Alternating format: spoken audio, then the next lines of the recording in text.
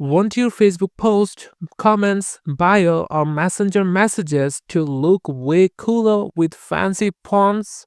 The Facebook app still doesn't have a built in font changer. They keep the classic clean look for everyone.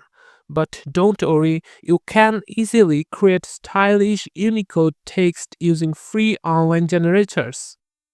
It works perfectly on Android and the result shows the same for all your friends. Let's do this in literally 20 seconds. First of all, open Chrome or any browser on your Android phone.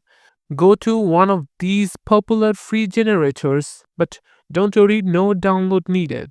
This one, and this one. Type or paste your text in the first box. Example, Happy New Year 2026.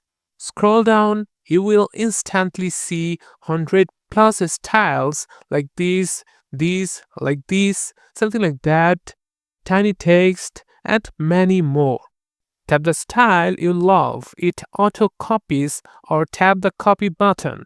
Now switch to the Facebook app, then create post or edit bio or write a comment and long press and paste your fancy text. And boom, done. Everyone sees the exact same cool style because it's special Unicode characters.